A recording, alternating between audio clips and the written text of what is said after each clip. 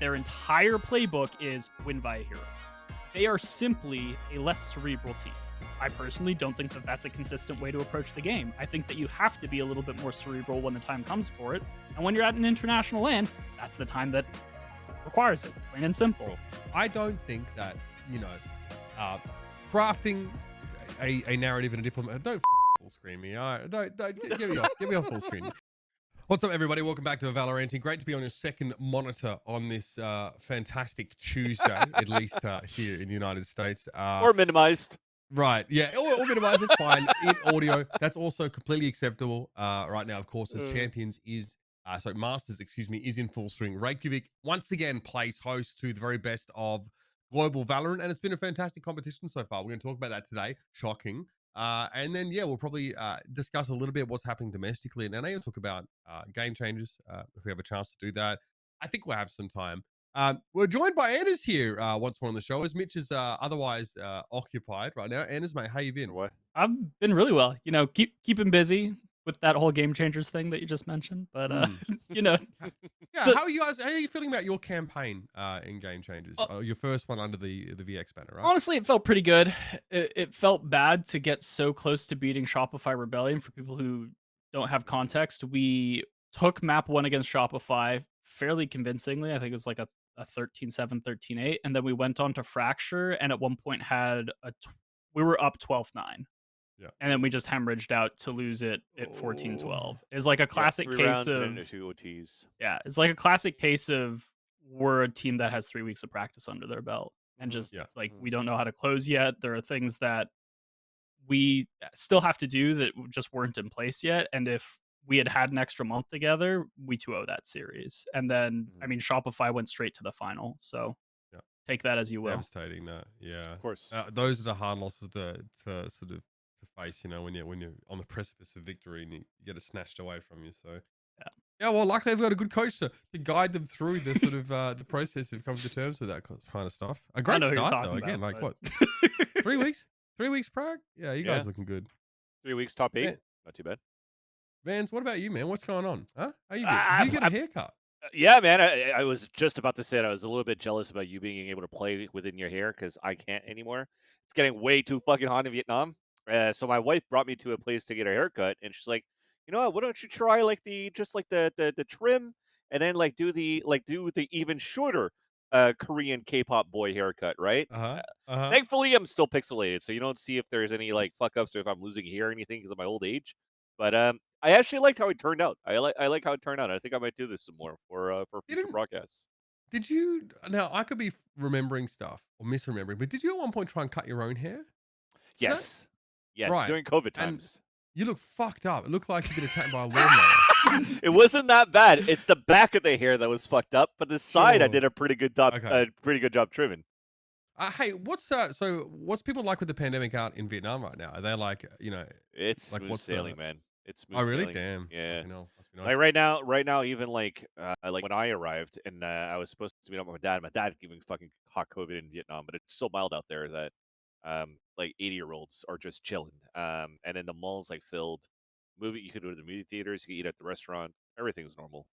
But I think it's just normal that everybody just wears masks out here because of the dust anyways. So I think that's why it's not as contagious too. Yeah. Yeah, that's fair. All right. I've been fucking sick. Yo, so actually went over to New Jersey to film something for Critical Role. So it was just me and the kid, and then we both got sick. And then the nanny got sick from the kid, so she can't come in. So I'm like, yeah, dude, it's wild. It's a common cold. That's all it is. I tested every day for COVID, but it's still such a pain in the ass. So thankfully we have better things to talk about, more uplifting topics. Yeah, thanks. Yeah, I still feel dog shit, but that's all right. We got a fucking show to put on. So obviously today we want to talk about Masters. We are going to look closer at some matches than others. There are some really interesting results that we want to discuss. Especially, I'm glad we have Anderzz here because I saw him tweeting the other day about how his expectations have already been quite subverted, especially by Xerxia. So that's the thing that we're going to dig into a little bit more. Generally, NA, not exactly loving life. Not a great start for North America. But bear in mind, everyone, the guard is waiting in the in the playoff bracket. So we'll get there. But Team Liquid obviously make their way through. This is the team, by the way, that was looking to be on the ropes before they realized that they were getting called up to go to Masters. They didn't actually qualify via conventional means. So that's a fascinating story in and of itself, developing as we speak, while we're digging into. And then we'll talk about Game Changers as well, because that has finished up in North America, and it is Cloud9 White once more standing at the top, undefeated. Again, this team is 4 in a row, I think, a Game Changers series there. So they're dominating. We're going to talk about them a little bit more as well. We've got Anderzz on board, of course, who's very heavily entrenched in that scene right now, as he is at the helm of VersionX. But let's jump into our first topic, talking about Masters. And, as is our tradition, I think Seth was saying last week how he's trying to sort of stay ahead in terms of how many appearances he has on this show. Well, he might be in a bit of trouble here because we're bringing his offsider onto the show, of course.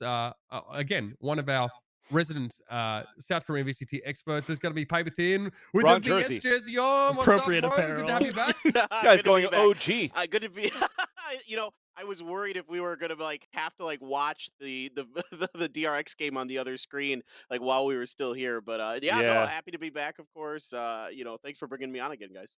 Yeah. Now, you know what? Buddha sees you wearing that, is going to freak out. Yeah, You know. exactly. That's one thing. Yeah. The second thing is, they gotta send me one. They gotta send me a new one. the second thing is, I myself have us on the second monitor because OpTic's about to play, and you know me, I have to stay close to my OpTic prediction that's going to make it out of group win everything as well. So I might be peripheral watching 2 screens at once while we're getting ready for that. I'd hate to be you, by the way. Your OpTic prediction, right? And now you have to face Crew at the risk of getting eliminated. Yeah. I just don't want to be there at all. That is extremely uncomfortable. The other hand, though, as we're going to talk about it soon, though, my Xerxia pick was not that bad, actually, Yeah, right? that's So, fine. Yeah. I thought that was Southeast Asian bias, but I mean, Nah. it's playing off you right I now. watch VODs, motherfucker.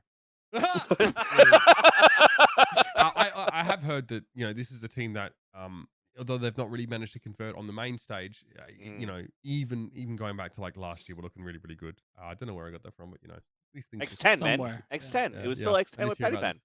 So Paperthin, we talked with Seth obviously last week, and we gave him a bit of shit because we played him back the clip of him sort of basically saying last year that Vision Strike was going to dominate and everybody else was limp dick fuck up for thinking otherwise. I think That sounds about right. That sounds about right. Yeah. Now, I'm not sure if you swing the same degree of braggadocio on a regular basis as Seth does, but tell us a little bit about what your expectations for VRX were coming into Iceland and how you sort of feel about where they're at right now. Because we will dig into this a bit more, but just give it to me high level. How are you feeling right now? Sure. I mean, look, I don't have the same level of how do I put this theatrics that Achilles that Seth does. I'm not gonna butt chug a beer. Before we get out of the cast, but, I was confident coming into this in a way. I thought, especially when I saw the groups, that they'd probably make it out. I thought, DRX always has a shot if they play their absolute best Valorant. I think they can go toe to toe with any team in the world.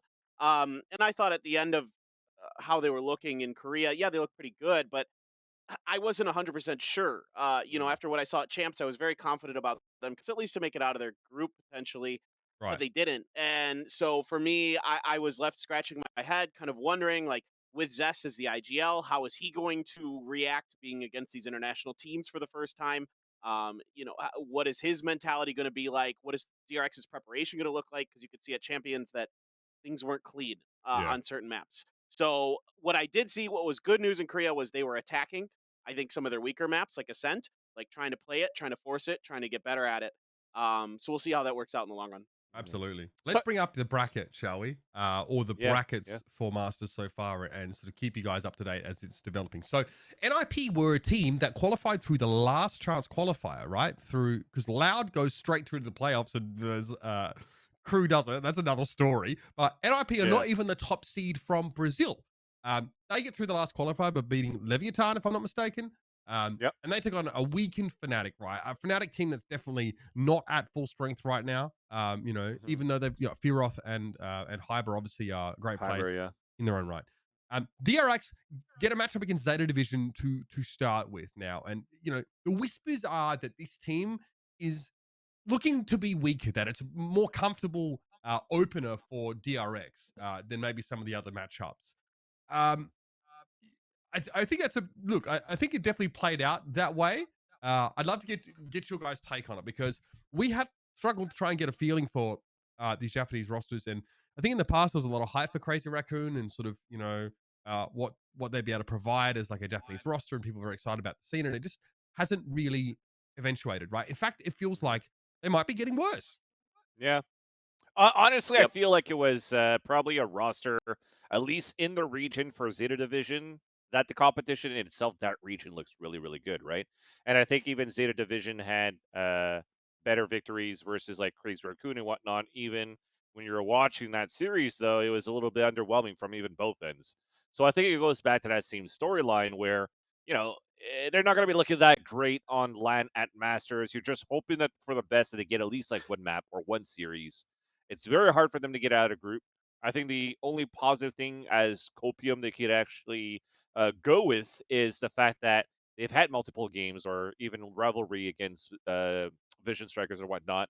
And in terms of like the way that they run their strats could be very similar as well, where that could maybe work out. But we definitely saw a different story once we got into the games. I think it was unfortunately very, very one-sided for DRX if you are a Zeta Division fan. But of course, for Paperthin, it's all good. Well, I actually do really like Zeta. I thought this would be a team that coming into this, like I've watched a lot of their games this year. I was Yeah. really hyped on this team. Like, Depp's a guy that I casted in PUBG back at the PUBG Nations Cup, and he's like a player that I have a lot of kind of fondness for because I've seen him compete, at He's a been high a pro in level. like multiple like FPS esports in Yeah. Japan, Yeah. right? I'm certain Yeah. he was like an Overwatch player as well or something like that. Yes, that's correct. Yeah. So I mean, he's like widely regarded as the best FPS player of all time in Japanese esports history. Right. 10 is a guy that I absolutely fell in love with at APAC LCQ last year. I thought he was so smart, so adaptive, like had great timing, great senses. But this Zeta team, guys, I was sorely disappointed with. I was really expecting more out of them. Especially when Depp was like a clutch or two, from what I watched versus Crazy Raccoons, or Crazy Raccoons, sorry, but he was like one of those guys could actually bring in multiple multi-frag rounds and get them out of tight situations where, unfortunately, it's not enough when you're playing against a team like DRX when on Icebox is like their bread and butter too. And I mean, sorry, Anderzz, I cut you for something as well. No, you're all good. The thing that I sort of see happening with not just Zeta but all the Japanese teams is that every single time they sort of get tossed around at an international event, you see a very short period of rapid iteration and then they immediately stagnate again. I feel like the biggest issue right now is that they just rely on winning fights straight up. And it works sometimes. Like, don't get me wrong. Laz, absolutely bananas. Depp, also Yep. bananas. So, like, that clutch factor you're talking about, they can still convert rounds against these best teams. Like, if people think that they can't, then they're lying to themselves. But at the same time, there's a certain level of like macro strategic immaturity to this region that almost needs international exposure in order to progress, and they're just not getting enough Don't of it. they get to play within this region? Like they would expect literally so, have right? South Korea on their fucking doorstep. Yeah, They scrim each other. I know they do. Language barrier is an issue too, though. I think that's like one bigger thing as well. That if you're trying to bring international players in, then you got to figure out a way that the system is going to work in terms of like calling and communicating with each other. Well, too, do they need to because bring? even- No, I mean, do they need to bring international players in that they can scrim them with regularity, right, Vans? Mhm. I mean, and to talk about this map, Marco was like, how many kills? 20 kills in fucking 9 rounds or something stupid like that. I mean, the guy was He's just so good on this map. He was He's just so good on this map. fisting every Zeta Division player that he ran Yeah. across here. But yeah, He fists anybody on this map. Like- He's so good. he definitely reminds me of like Nats on this map, to be honest. Like really Yeah, just doing whatever yeah. the fuck he wants. But you don't need to bring South Korean players onto your roster. I mean, we have seen mixed Japanese and South Korean. I mean, wasn't Crazy Raccoon just that with Medusa and Yeah. Munchkin? Well, there was a lot of Korean players playing in Japan this year. Suggest and Allow and Lakia, right? All went over to Japanese teams, and they slapped. I mean, individually, their numbers were crazy good, but teams were competent. I mean, Suggest was on a team of almost all former PUBG pros. Like they were one of the best PUBG teams in Japan at the time, and then they just like all of a sudden at the end of last year, were like, all right, we're moving all of our players. Detonation Gaming White, by the way. We're moving them all over to Valorant now, and we're going to bring Suggested. And Suggest was slapping, but like the mechanical skill level is high on a couple teams in Japan, but after that it falls off real fast. Yeah, I mean, we're showing you a lot of a map that was. I'll be honest with you, both these maps were extremely fucking one-sided. Yep. If we can spare a thought, maybe to discuss, you know, I mean, I think Icebox is pretty cut and dry. We can move on to Haven, I guess, and we can sort of try and give it to me high level here because we only got 3 Zeta Division rounds on Haven, specifically. What are your sort of thoughts on how this went down? What was the big problem? Because Laz was still able to be a factor in much of this map. He was getting involved in a lot of fights. I mean, he was, you know, had a positive first kill, first death ratio, pretty good considering they got fucking shellacked. But DRX really had their number here. Yeah, I mean, go ahead. go ahead, please. No, please. I was just gonna say, I mean, it like once DRX gets the plant down, it just becomes so impossible. You could see that they're just constantly getting gummed up, trying to come out of A Link or A Heaven, anything. I mean, the post plant protocols are so good. You know, DRX loves these kind of patches where crossfires become, you know, very important. Of course, they're gonna play a lot of post plant as well, but you know, they're very happy to also, you know, make you work for it on site a little bit at first. Like it's a staggered defense from DRX, right? Like ideally they get on the site, they get the plants down, they have 1 or 2 guys sitting on the site to try to defend, and then, you know, the other 3 like Zest, Mako, etc. are lurking behind to, you know, throw in those mollies, go for the utility, that kind of thing, to just make it untenable. And this is what DRX does best. They love attacker side. You can't give them space. And what we saw with you know, NIP today on Breeze when they did well was when they just kind of shut down the early aggressions of DRX. But you know, Zeta just can't. They're just not. They're just not there. They can't combo their utility much. They're just kind of relying, like you guys were saying, on trades. So it became really tough. Yeah, just to add on to that too, it's just you know, we've seen this comp play, we've seen it develop over in the Korean scene as well. And it seems as though even Zeta Division was trying to do something very similar with the comp that they were using too. Instead of using an Omen, though, having an Astra, which could still be pretty good onto this map. But when it comes down to those individual plays, those 1v1s, they just weren't winning those duels at all. I think even when you're trying to match like the star duelist of depth in that in this setup versus RB, for example, I think RB has won every single one of those duels except for like one. So it's just one of those moments where you could have a little bit more strategy. You could be that type of team, kind of like what you were before with Zeta Division, with the old roster, Absolute Jupiter, was that old org. You could have that that type of composition, but also the teamwork. But sometimes you also need a frag, and they don't have that power yet. I do love though that I've managed to collect around me 3 of the biggest brains in Valorant, and the current discussion is just hit your fucking shots forehead. Yeah, I mean it's as simple as that. Sometimes when you have to play a game, that's Just how you click win them rounds. faster. Or the spike goes off, Yeah. or you shoot them in the fucking face. I love it that at least at some degree there's like this primal fucking ooga booga element to this game that you really do need to master. Even though, you know, there's a lot of discussion about whether you're spending your time while just sitting in the fucking range and sort of learning to aim. But this definitely this definitely seemed to be a problem for Zeta Division. You can't really if 2 teams cannot match each other on a fundamental level, then there is no point delving any deeper to this substrata or strategy, because you never get to see teams contend on that level if we cannot pass the checks and balance of can the teams fundamentally play the game at the same level. So I think that's fair. It also means that any sort of deeper analysis on this matchup is not possible. So, you know, suck it up. I love the storyline of this next matchup because no team internationally has played against Crew more times than Team Liquid. This team went against them at the first Reykjavik. They went against them at Champions. And obviously now they go against them here again in Reykjavik, right? Liquid never lost a map to this Crew team. And that's including at Champions where Crew fucking decimated so many top teams internationally at that particular event. Liquid aren't even supposed to fucking be here. They didn't even qualify from their region technically. It's because obviously of the situation that's developing, you know, over in Eastern Europe that they're here. Now, I don't think that, you know, no one thinks that they're going to be outclassed as a result of that. They know that this team he can't be smelling his fucking armpits. Yeah, I think it was trying to kiss his biceps. Right. Okay. Sure. So everyone's scared of Crew, because we know what they do to these top teams. Like we saw that they did the Fnatic, we saw they did the Sentinels. These guys are fucking scary.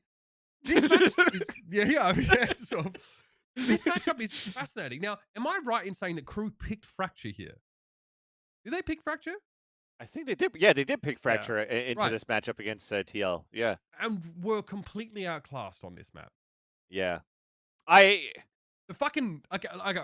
Let's talk about the composition for TL first, shall we? Let's take this piecemeal, gents. Yeah. So that's where you have to start because I don't necessarily know that it was just a raw outclassing. I think it was Crew, for whatever reason, thought that they could play against something that they have no reps against. Because, like, for those keeping track, no one in LATAM plays that comp that TL is playing. So there's a 0% chance. No one in their right mind plays the comp TL's playing. To be well, fair. I mean, it's got like a very clear stylistic leaning, and you sort of have to. It forces you into one mode. If you're playing the TL comp, like your playstyle is fairly linear, it's fairly predefined. You basically play the game one way and one way only because that's what your comp's capable of doing. I don't know why Crew would opt into playing because that's what I saw on defense, where like they just let Crew plan a lot and then just overwhelm with utility too. It's an overly aggressive comp. You're playing attack, and then on defense, you're playing attack. You just let them take sites, and then you exec on them, as if you're attacking the sites in the first place. You just make yourself the attacker in every scenario, which is normally what teams prefer. Fracture is one of the maps sometimes. that lets you do that really, really well, though. And so it's interesting to me that like Crew opts into this setup where TL's shown this comp before. Crew should have seen it coming, but there's no way that they have any reps on it. You might think that you understand it from watching VODs, but in a comp that is so polarized like this, that's just going to hold its W key at you infinitely. It doesn't matter how many VODs you've watched. Until you've lived playing against that sort of setup, it's going to catch you off guard.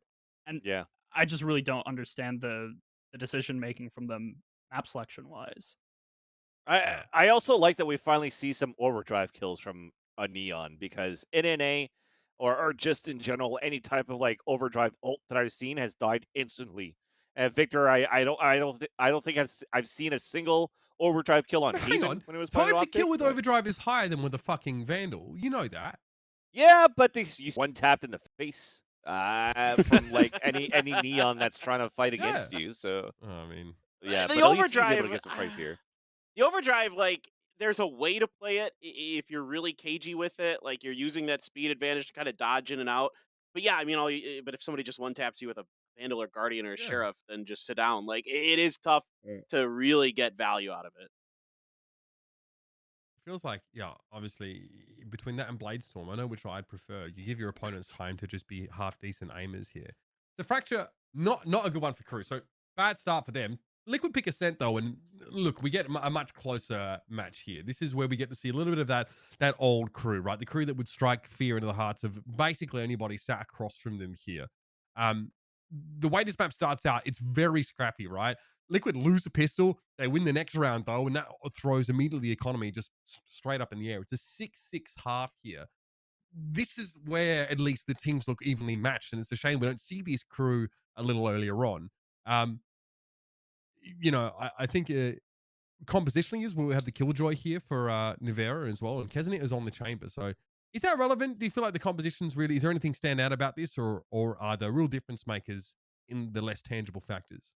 I think that the compositions aren't as impactful as who's on what in these compositions. If you look back at Crew in like their era towards the end of last year at Champions, Keznit was playing the Reyna here. So you've not only now pivoted Keznit off of like that primary point of entry onto the chamber, but you've also switched what agent that is. They've gotten rid of the Reyna, like pivoted it over to a KO, which I think is an appropriate adaptation to the meta. But you're also pushing Keznit off of it entirely into a different role silo, which I think is a really interesting take from them and shows that, like, even with the success that they had at Champs, this motherfucker was playing Cypher. Exactly. Like they've taken the success that they had at Champs and they've been like, we still clearly need to make adjustments, and this is probably the best way for us to achieve. Is this the answer? Just put Keznit on a bunch of shit? Yep. That's what they're trying, because he was basically that all-star player, right? When he was playing, for example, I still remember at Champions when he was playing the Raze and then just decimating Sentinels. And then you look at that lineup after for Crew, and even a Scrimbooks going into Masters 1 was like, well, they still don't look like they're in the best shape. So if they're gonna say if they think they had some things to fix around where they almost beat Gambit, by the way, to make it even to the grand finals, and like, hey, we still need to fix some shit, then what do we try? Because not only do you see Kesnet playing a chamber on this map where I would potentially see him play a KO instead, as for me, KO is an upgraded Reyna to some extent.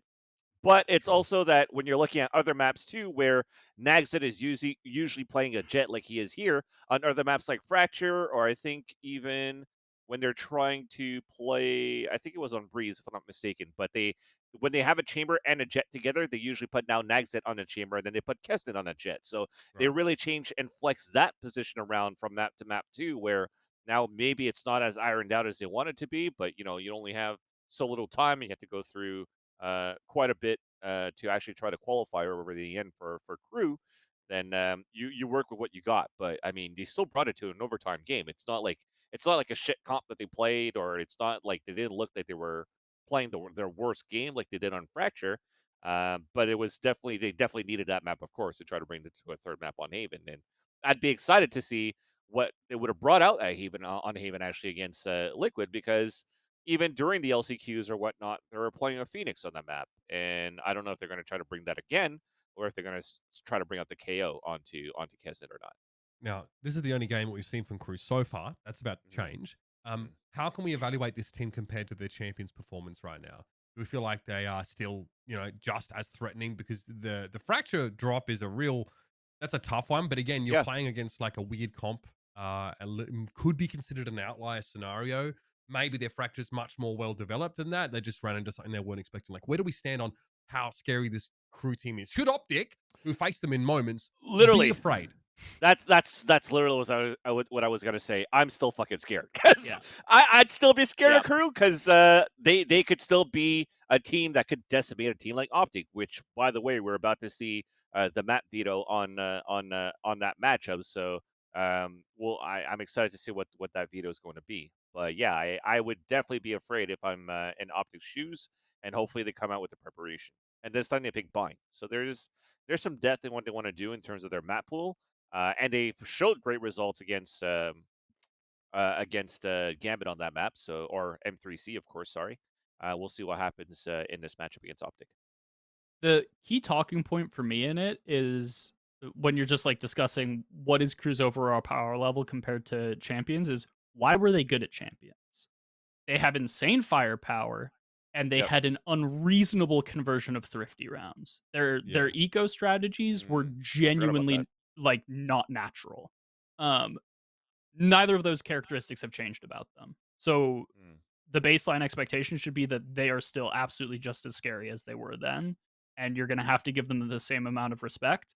And we've only seen one series from them, so maybe people have sort of forgotten that latter characteristic of them, where it's like, if you don't take every single round against them incredibly seriously, they're going to thrifty you 3 times in a map, and you're going to lose. But I'm not scared anymore, because we just saw the map veto, where it's Bind, famous last words, Ascent, and Haven. I mean, it's all good maps for OpTic, by the way, this time around. Yeah, it's all good maps for OpTic. We're fine. We're fine in it. I think you wanted Fracture. I think I thought like Yay on that map is pretty scary on the chamber, but I don't know, man. Okay, so talk about teams in scary scenarios. Let's let's talk a little bit more about this OpTic. Let's not matchup. Let's talk about it. Ben's disconnects from the call. So first of all, this team, by the way, has problems with in this matchup. Go on. I'm sure you have something really important to say. Oh, sorry, Veds is cutting out. Yeah. No, that mother flossing. Crew's fucking flossing on them before they even start playing. Obviously, dripping with swag, this team is. Now, correct me if I'm wrong, but Envy versus X10 crit did not go well for Envy when they played. Correct? Correct. Right. So this is definitely a team that OpTic have every reason to be afraid of. I want to talk about how this actually developed here. Starting obviously from Icebox, which Xerxia did pick. Now we were just talking about a team winning an unnatural amount of 50 rounds. It's a theme that occurs in this series, I think, a little bit more than it otherwise should. But let's talk high level here. Is Xerxia, they get out to an early lead, right? They're in the pistol. They put the first 4 rounds on the board pretty comfortably here. on the map of Icebox fans. You're gonna have Yeah. to contribute here, buddy, because again, someone has to speak for this beleaguered OpTic roster. Yeah. No, I mean, for sure. When I'm looking at Xerxia or I'm looking at X10 in general, there are a team that are really good on Icebox. I had to watch VODs of Xerxia to see how Surf was going to play, if he's able to fill Patty Pan's shoes, and I feel that he's able to fill that role quite well in a less aggressive manner that Patty Pan used to play for X10, because usually Patty Pan just does whatever he wants, and you still have like a great supporting crew of people that could just literally frag out. It's not really just on utility play that they have, but it's just Sushi Boys is crazy. Uh, Crow was actually Scary. Crew. Sorry, is playing super well. Yeah, and Scary, of course, is going to be the other one. That was the last one I was going to talk about too, because he literally had like a 6-man ace today or something like that as well. So, overall, this team is freaking awesome. Oh, sorry, I said today because I was watching VODs, but That's so, fine. they're actually like a great lineup, and I think that Surf for me filled the role pretty well in terms of like just a good opper for a team. And he's very, very young. He's very skilled. And I feel that the matchup versus OpTic, as we talk about Icebox now, is that I don't feel that OpTic were able to play their usual game on this map. Where for me, the last time that I saw OpTic be very good on this map was how they activated Marv on like late lurks on A side. And I don't think OpTic kind of like ran that type of strat against Xerxia, because they really used Marv with the rest of the crew to try to execute as a team. And Xerxia is the type of team that even on defense, they'll still run it at you very aggressively and could still trade tremendously well. And I think OpTic just got sidelined by that, and they weren't expecting those type of plays. Where on defense, um, Marv was trying to do a lot of like lurk plays and flanks, but again, when a team like Xerxia is running at you, your timing's off to try to come back into the back lines to try to support your team. There were some moments you needed players like Ye to stay alive as long as he could, so that they could actually win a couple of 2v2s that they could turn it around with Mars flanks. But if not, it was tough for Op to get the good timings. Now, and I thought. Oh, sorry. I just gonna say I thought for me when I was watching this, if it wasn't for Ye's chamber play, like this would have been a blowout for Xerxia. Like it felt like Ye came up just with some huge plays to really save their bacon. Sometimes I mean Xerxia just playing with a lot of confidence, and they play together now much like really well. And I think you were talking about like how the fact that Patty Pan's not there anymore to just like kind of like just distend himself from the rest of the team, right? Like he's out in Narnia while the rest of the team is trying to play together. Now they have this player that they're able to kind of build with them, and they look really well coordinated. They look, like they play together, kind of play off each other, try to play for trades, and you can see even right here, great shots by Ye, but they're still follow up behind each player afterwards. Like they're trying to play for each other. I want to know, Anders, obviously you tweeted basically saying, singing the praises of Scary. Full stop. Scary has been the most impressive individual player to me so far this event. Unbelievable talent. While on my radar before the event, I didn't rate him remotely as high as damn, that was fucking quick. Nice job, Dan. All right, so tell us a little bit about this. I mean, tell us about the moment that you realized this and you wanted to take it to twitter.com. So the thing that really stood out to me for Scary wasn't like, oh, he got a 6K ace, he's crazy. Like him getting all these kills isn't what stands out to me. It's the fact that he is having from the controller role the type of impact that we haven't seen since pre-Astra. Like if you go all the way back, there was a time when everyone was on Omen, literally everybody. And the defining characteristics of your star controller players wasn't the fact that like, oh, they were playing an effective team role, they were like flashing effectively on retake with paranoia. It was that when you put them in a situation to become a solo anchor, they would frag the fuck out. And Scary thus far has proven an ability to frag so hard, it's actually unreal. The amount of 1v3s that he's converting on, the ability for him to basically throw his paranoia and just buy enough time for his team to collapse is unparalleled so far this event. No one has come close to him in terms of efficacy in that realm. And even when you put him on things that aren't the Omen, his clutch factor is just actually otherworldly. I mean, you obviously have that 6-kill ace inside of the Viper's pit. Yeah. He's off the walls. Like he is legitimately, and it's not like he's doing it against bad teams. He's doing it against OpTic, for heaven's sakes. Like if people aren't checking themselves and how much they respect this player, then they're not paying attention. Plain and simple. Or just not respecting Xerxia as a team in general. I think people are still sleeping on this team. I think a lot when you're looking at the Southeast Asian region and it's Paperthin that made it through the playoffs. It's like, okay, well, we have PRX, right? But look at the rest of the competition that was in there. Like the competition actually try to qualify into this event had great match. For example, Bleed Esports, where with like Maxi and Pith playing for that roster. Brent Esports is still in there. Their team is still in there. Full That couldn't even sense. fucking make it. Yeah. Full sense as well. So I feel that even those teams that actually had some pretty decent impacts in other Masters event that haven't been able to qualify at this point here shows how good this region is right now. And I know we keep calling it a minor region. I don't really want to go into that storyline to say minor region, give us respect. It's more like their region is actually still pretty good where they actually do deserve these 2 spots, in my opinion, right? Yeah. And they have to compete against some very strong teams to get these spots. So we definitely do have to step it up as an NA team or region if we want to get 3 or 4 spots in the future. Yeah, this is all before we've even seen Paperthin play. Yeah, exactly. I've been high and on Paperthin like did Paperthin. very good against Xerxia in those matches too. Like, I hope that I see some Forsaken Yoru on fucking Vine because that shit was fucking nasty. That shit was nasty. Like, So I mean, oh, go ahead. no, you're fine. I was just going to bring us into Ascent, so we can talk around whatever we like as we run this as well. But you know, obviously, OpTic lose this sort of map, but you can carry on, Paperthin.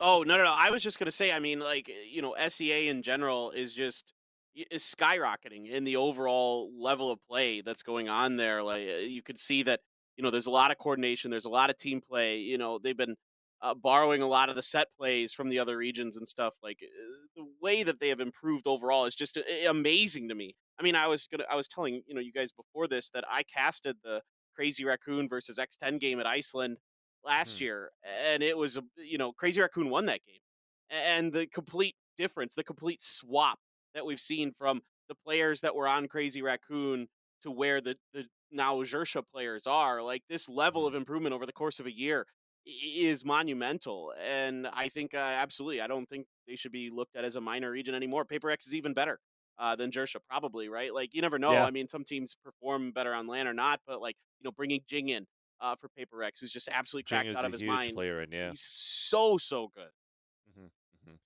I think if there's one thing that I could qualify this team as well is that they're very snappy. I think they're very quick too when we're talking about like trading capabilities from Xerxia. Is that they're still able to have not only Scary that's able to do like some anchoring plays on his own, but I've seen some crazy stuff from Cruz. I've seen some crazy stuff from Sushi Boys. Fox is underrated as we don't really get to talk about him a lot because we have 4 other players that always highlight the kill feeds. So I find that this roster in itself is not only on like the whole fragging power, being aggressive in your face type of style, but they do have some cool set plays or thought behind the madness that they have when they're playing this aggressive defensive style. And I'm really liking it. It's something that's fresh. It's something that's not really played that much in North America yet. So I think he might really catch some people off guard. Like it caught OpTic twice. Even like I said before, like during Champions, Four OpTic times. 4 times. Yeah. Well, I forgot to talk about maps, right? But let's just talk about it in series so it doesn't sound as I see. fucking bad, okay? Okay. Fuck you, I mean, Paperthin. Can we address the elephant in the room though? We've spent a lot of time bigging up Xerxia, and so we should. But what the fuck's going on with OpTic here? Because this is a team that really, I'll I let think you a lot of guys. people I'll let you expected guys much handle more that. from them. I'm good. I'll keep my opinions to myself. All Like, right. I feel that mad at me. Yeah, I think the elephant in the room too is probably to talk about the interview that Chet had, right? With I think it was George Geddes at the end of their loss versus Xerxia. And for me, I don't think it's too much of a hot take for what he said. And I think he specified what he talked about because to give context, by the way, for anybody that hasn't watched the interview, there's a link somewhere I think on the Reddit threads about like a 3-minute clip where he was talking about like cringe comps. Like sometimes a game like CS:GO, you could have somebody that carries, you have a superstar factor with a player that could carry the team. Here, not really in the case for Valorant because you could just win with cringe comps, and people were thinking that he was basically, people were thinking that he was basically shit talking Xerxia for beating them, right, and then undermining the region. But I think George Geddes kind of like asked a question in a general sense of what it was like to like play Valorant or whatnot, right? Paraphrasing at that point, but he's also then giving a generalized answer. So it's talking about cringe comms was also talking about themselves too. Was like you kind of do need to work different comms, try to work the meta, try to Can win we that show as the well. Psycho tweet about this? Yeah, I was gonna say yeah, the yeah. Psycho We need to tweet show- is We need to show the tweet that precipitated this response from from Chet. Yeah. Look, okay, so what you're trying to say is that Chet was misconstrued while he was talking in generality about the Yes. ability to play these sort of off the wall. His vernacular doesn't really lend itself to diplomatic discourse, I think. But that's Chet. That's just how he speaks. He's very Yeah, dry, and the way he answers is very dry too. Even for And- generalizing, his phrasing was dog shit. Like, let's not pretend it was anything else. Like, Yeah, I mean, yeah, you know, yeah, it's one thing to be on Twitter and have only 280 characters to make yourself clear. It's another to be able to sit there and formulate a response to someone who asks you a But listen, direct question.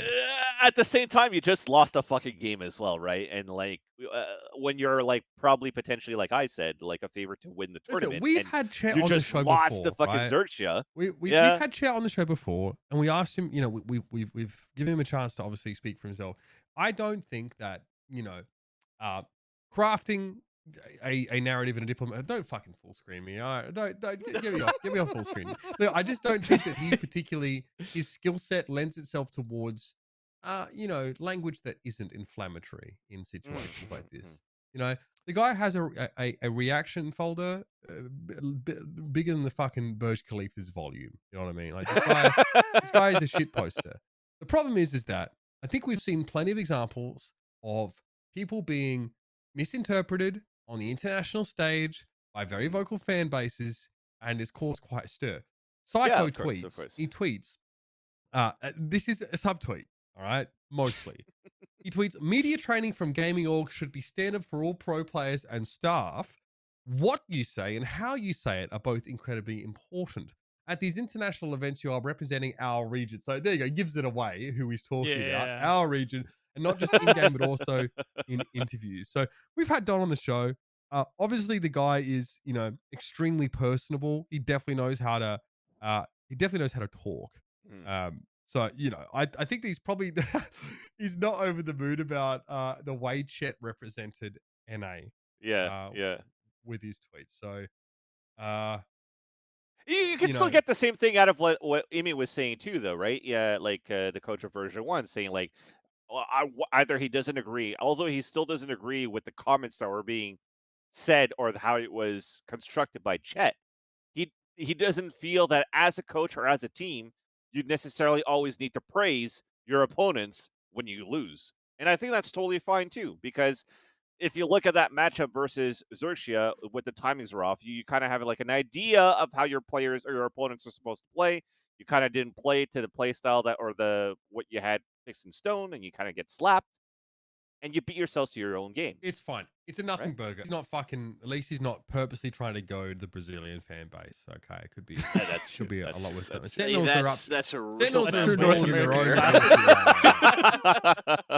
The fact of the matter is, this team are not looking good. Like NA is not being represented well in the server. I want to talk about that specifically, right?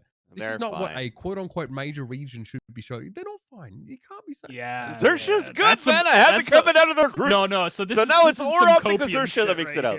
I'm gonna call it right out.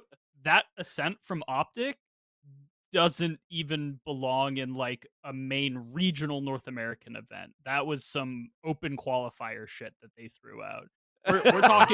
We're talking the rounds that they converted were people dry walking out of smokes half of the time. Like, I'm a dry walk out this smoke from tree, kill 3 people, and we're gonna get the round off of it. That's not good Valorant. That doesn't. Crashies did that in round 6. Why is that at an international land? Like, it just doesn't belong here. Straight, like, full stop. Yeah. I mean that thrifty in round 23 that OpTic lost, I think, with like the jet like dashed up mid. It's this one. Fucking great. Oh no, it's not this one. Actually, this is later on. I think we already showed that thrifty. Yeah. This is obviously where the game sort of ends. But OpTic were in a winning position, I think, here. It was 11-10. OpTic were about to equalize Thrifty, and they get fucking. And I'm they pretty got sure Surf Thrifty, just yeah. runs up mid and steals an operator. But see, that's what I'm saying. It was like it was still winnable. Where like you got owned by a Thrifty, and it's like, oh fuck, it's like one of those things, but a crucial round that But I guess in a sense, you're right, Anders, that maybe it shouldn't have been to a point where they get equal, where they could potentially lose if they played in a like how NA usually plays, where they're not doing like these type of like, I don't know what happened, Now what? Okay, now we're going on here, but we can because the fucking game still hasn't started. What I do mean, you yeah, need we to were see running from through OpTic? delays today, Mitch. Yeah, we're running through delays I know. today. Running a lane is hard. Okay, running a fucking lane Saxus is hard. broke. Yeah, I know. Yes. There's a whole lot going on there. But tell me, what do you need to see from OpTic in this crew matchup to absolve them of their sins right now, to restore confidence in them going forward, sort of in this tournament? Because Anderzz not happy with what we saw from Ascent. Really, not a lot of depth to their strategy there. A lot of very scrappy play. I mean, this is what's going on. Like, I mean, And we're seeing it today. They're having fan votes on what is in Vala's pocket. I mean, that's what I'm saying. There's some delays. Me, I don't know if you want to know what's in Bala's pocket. Like, yeah. I mean, I'm scanning right now to vote. The thing I would have to see is. from OpTic is for them to win, ideally convincingly, with few to no rounds resolving from individual hero plays. None of this Yay bailing us out on Icebox shit. Yes. None of this Marved walking through smokes, That's it. saving us on Ascent shit. Actually win via your own devices. Doesn't that characterize OpTic? Aren't they supposed to be the roster that that's the doesn't problem. have it? Like, So yeah, okay. Here's my issue with OpTic as a team. And I'm sorry, like I love all of those players. I'm not trying to shit talk them, but OpTic stands out to me as one of the few teams in North America still that their entire playbook is win via hero plays. If you compare them against a team like the Guard or a team like Xset, like they are simply a less cerebral team. That's not necessarily a detraction of how competitive they are. They have the firepower to not have to be a more cerebral team. But that doesn't change the nature of who they are as a team. And I personally don't think that that's a consistent way to approach the game. I think that you have to be a little bit more cerebral when the time comes for it. And when you're at an international LAN, that's the time that requires it, plain and simple. Cool. So for them to sort of inspire any sort of faith for me, you've got to win convincingly, and get the hero plays out of here. Like, you shouldn't need those to be able to convert on an impressive scoreline. Can I ask, like, I want to get your guys' opinion, because I watch these games, and I'm glad you're saying these things, Anderzz, that I'm, like, literally thinking when I'm watching it. And, like, how much of this falls on the FNS, right? Like, because I think, like, I watch his score lines, and they aren't that good. And then they're also not really coordinated. There doesn't seem to be much there. Like, where do you guys place the blame here? Is it FNS? Is it the coaching? Exist got kept on Fnatic for years. I mean, surely FNS has a few more, of leeway.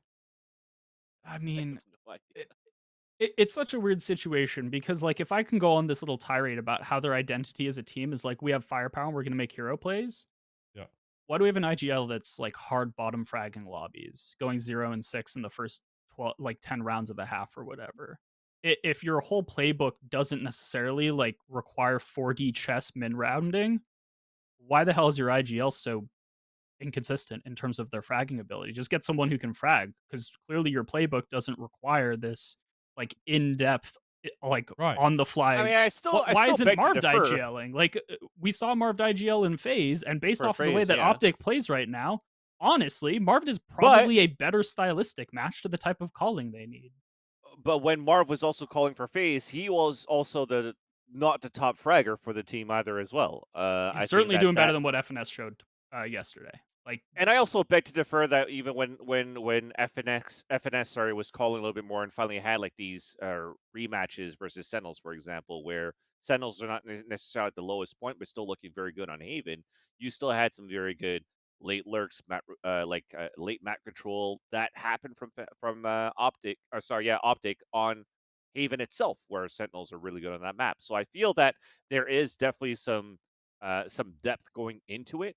But again, I feel that when you're going into these comps, when you're playing other regions too, and you don't have that many reps against those regions, or you're still putting tape against the teams in North America to just try to qualify in the first place, you kind of have to play your own game. And when you're playing your own game, as we've seen in Icebox, they didn't have the right timings against Xerxia. And I feel that now that they you know, I guess the walkthrough smokes fundamentals things. I do agree that that was a little bit, you know, blasphemy in a sense that we shouldn't see that from OpTic. But that map comes in back now against Crew, where Crew had a very good series on that map, or sorry, a very good map in that series versus Liquid. I feel that those mistakes should be corrected and it should be fine. I think they're also that team that's able to bounce back off very tough losses. All right. So let's shift gears here. I think we've definitely dragged the corpse of OpTic into the fucking town square. And I'm still uplifting them, man. They're playing a fucking match against Crew right now. Then they're going to get their revenge match against Xerxia. Then I don't even know who the fuck to predict. I will say, if OpTic beats Crew, I think that they win the run back. Okay. All right. So the belief in a team that can actually, you know, make this sort of comeback is still there at the very least here. So that you know, there is some regard offered to the previous. I predicted them to win over Xerxia the first time. So it's not pure hatred. So, let's shift to day 2. Let's I'll day just 2 pick here. Xerxia anyway. How does Fnatic being down 2 players and obviously having Hyber and Fearoth, how does that shape your expectation of them at an event like this? Like, what realistically can one expect from a team like Fnatic, knowing the somewhat compromising, you know, situation they've been put into? This is Anderz's second baby, so I'm pretty sure Anderzz will have an opinion about this. I'm probably far more willing to cut them bail than anyone else on Earth, but like the way that I would sort of look at it is remove the Fnatic nameplate from this team and just say team with high expectations goes to international LAN, has to sub out 2 players. If you're a sane human and you have high expectations of them still, you're just trolling.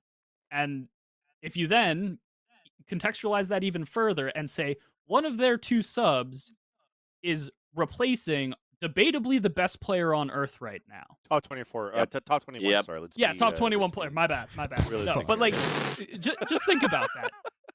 Team X has to sub out 2 players, one of which is debatably the best player on Earth. Yeah. Of course they're gonna suck. Like, come on now. Come on. Yeah. Okay. Oh, it's frustrating. Yeah. It's just devastating. I mean, Derke, you're absolutely right. Derke is, like, in my opinion, the best player on the planet. Yeah. I mean, like, I think nobody else does what he does on a consistent basis. I'm serious. I think he's the best. So let's run the B-roll anyway. I feel like this is maybe a series where we have less to dig into. You know, I think Ascent, we saw a really shaky looking Fnatic on this map. I mean, they like go down 0-6 early on, and I'm thinking, oh dear, this is not it. But again, like the challenges they face, right? Integrating Fearoth here at Sober and then Hyber here at Jet. This is quite immense, really. I mean, like, how do you even go about trying to, like, your whole style has to change as a roster, right? You don't have your star player. You don't have the Brave in here as well, who was also a huge impact for this team. Like, where the fuck do you even begin? Go ahead, Anderzz. So here's sort of the angle that I'm going to play is now that we've set the stage that expectations for them should have been astronomically low. I want to be much less doom and gloom about it and highlight just how well Fearoth and Heber performed given the circumstances. Like, if you look at the team overall, they were actually probably the 2 highest performing players out of the entire roster. And I think that's an map. Yeah. Just keep adding that little asterisk at the I mean, like, you know, it was missing a little bit. Like, I wish I had a derke raise on split or something like that. Yeah, exactly. Right? Like, I think that given the fact that you're looking at a team whose entire system has been broken, like, those individual players that came in aren't bad players. They honestly could, like, they very well deserve to be competing at this level. I think that they proved that when they were playing, but they aren't what the team needs to succeed in terms of how they've architected their playbooks. And that's why, like, it doesn't matter how good Fearoth, at the end of the day, they're not what the team needs in order to succeed with the way that they play the game. Yeah. I even think on the other end, though, I have to add over to NIP because I was one of those that weren't really confident into NIP at all going into Masters 1 just because of the comps that we're using during their qualifier matches, when I'm pretty sure John was playing Arena on this map on Ascent before, and then Shanji would be playing the Jet. So they came in with like an agent comp to change things a little bit up. and they've been looking pretty good. I think Shanji looks really good on this KO. I also do like to see John on a jet, like he was fragging out. I think when we had players again, they had moments where anchoring, like Benji on A site, 3K, Fnatic with one, their off timings to execute into sites because they had 8 days of practice with 2 subs. Not the best player in the world to play with Fnatic. They don't have the best player in the world to play with them, and they have to play against an NIP that changed their comps and are still being able to be very hyper aggressive with their style. Where even Shanji is able to do underhand throws with a KO and still get a 3K on his own. Where usually you'd play a jet and then you do what you need to do, and they don't get any value out of the arena. They still came out with something that they cooked up with for NIP, which I liked. When they looked fierce, they looked confident, and I like that you're talking about Yeah. Sean D. I thought he was super impressive in that match. I was really thrilled with him on KO, and I was kind of worried coming into the DRX match today that I was going to see more of that. We didn't, but we'll talk about that later. But the other thing that I really want to touch about that really kind of frustrates me about the whole Fnatic situation in general is that personally, I think Foster's been doing a really good job this year. I think he puts in a lot of time and effort. Like I watch a lot of his streams to try to kind of figure out what's going on over in that region. Not only does he maybe look like he's like a character out of a stop motion animation sometimes, but like I think he's does a really good job as an IGL. I think he puts in a lot of really important work, and to have like the rug pulled out from underneath you, and like Anderzz was saying, it doesn't matter what team it is coming into this, you lose two players, use your your best player in particular in terms of just raw skill, then forget it. It sucks, but what can you do? Yeah. You're praying that hopefully, Durka is able to come back into their lower bracket run. But even then, like my question is, looking at them right now, so let's say Durka is able to come into the lower bracket matches and they of course still have to play with Firoth. Are they able to have that push to make it through the group? This group is kind of nasty though. I mean, what like they have to beat Zeta and then they have to beat NIP. Yeah. Is your question, can they do that with Derke? I think they will now.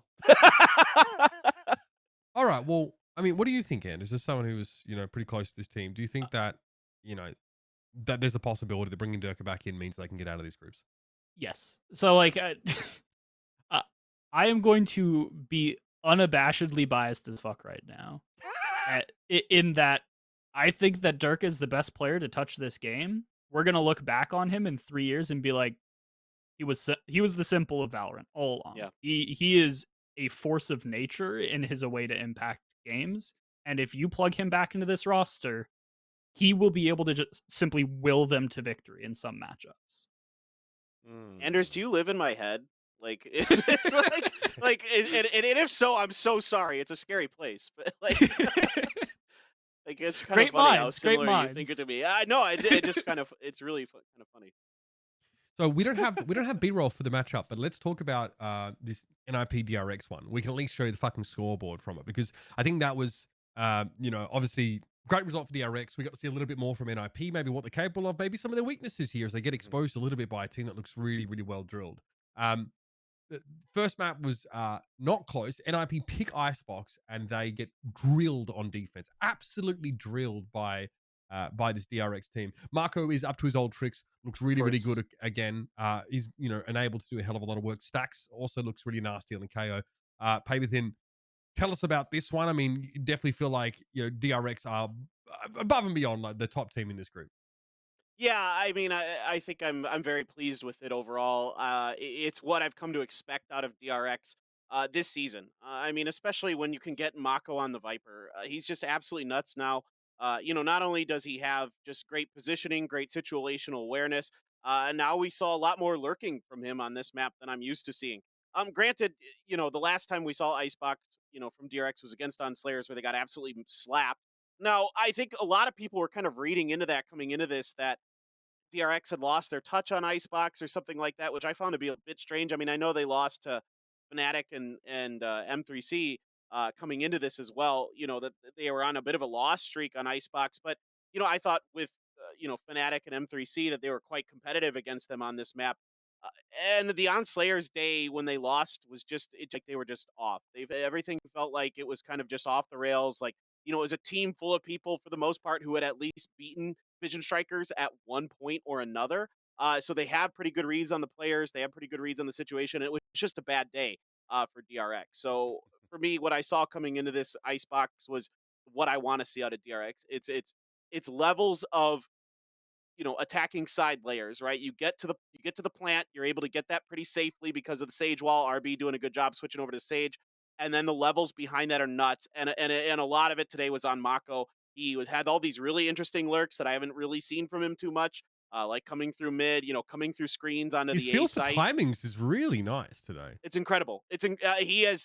He has developed so much as a player, and a lot of credit has to go to the DRX staff for getting him to this point. Mhm. And this I was, don't know. as I'm you still can not a see, fan of this comp from NIP. I feel that the Reyna. Yeah, yeah, mostly the Reyna than anything else, right? I also feel that they don't have enough utility to play like defense or NIP, where you have to play a lot of like rotations or like guessing a little bit Well, after yeah, okay. getting like What the are you initial basing? utility You of basing this Sova. around the lack of like 0 point, right? They cannot get like early info and early read on where the attackers are positioned. It's just kitchen control. When you don't have like a killjoy or a chamber in that area, then you have to force like usually your Sova to be anchored a little bit more towards that boiler side so that you could Right. owl drone up to the area, find that info. And if you have to use a dart to actually try to get more info into the mid round, then that's already going to be a dart that's going to be missing. That's going to be an off timing when the team's like, oh, well, the dart's already being used. Let's just fucking hit the site now, where there's no utility that's stopping us from like, aside maybe from the Viper, right? You So avoid that as you're well. definitely Too much goal. it's the lack of a secondary information gathering tool that is it for you, right? Like having the KO alongside the Sova is something you really want to see from teams, especially on defense. Yeah, I just want utility in the kitchen so you don't have to like anchor a person in that area all the time and add more numbers into like, for example, double B side, double A side, and work that way. So I kind of wonder if maybe that NIP had seen what like WGS, for example, had been able to kind of do to DRX with Reyna back in Korea, where they're actually able to take some maps off of DRX. With like there is this kind of thing with DRX sometimes where if you punch them in the mouth, they don't know they can't recover. And so if you can come through with a Reyna, start building that momentum, start using those devours to make it really annoying. You're getting unfavorable trades where she's just able to heal back up to full. She's getting those dismisses to get out of kind of those unique setups that DRX has, where it feels like there's always a follow up. So in some sense, I don't mind it, but I think Vans is making really, really good points here that tactically it's just not as sound. mm-hmm. Any thoughts about Breeze here, which is obviously DRX's pick, and again a little bit more contested here. DRX really look like they settle into like a defensive rhythm though, against this NIP, this offense. Shandy had a very good game on the chamber, but doesn't really seem to be enough to get NIP across the line. Definitely seems like this is where a series where they get exposed just a little bit more. It was really interesting. No, let Anderzz go. It was super interesting to me because historically, like, I hate Breeze. I don't think that's a secret, but like on a quantitative basis, Breeze is just the worst map in the game. The teams who win on it have really inconsistent margins of victory. It has like the highest win margin variance of any map in the pool, representing a really inconsistent map overall that can't really be like consistently driven by strategic superiority. And so I just hate the map at baseline. However, the reason I bring that up is because this is probably the first time I've ever watched that map and looked at a team and been like, wow, maybe you can consistently win this map. Specifically because of how DRX was propelling their defensive side. I was like, well, shit. If a team can figure it out and basically solve defense on this map to this level, maybe you can finally get this map to a level of consistency that actually matters.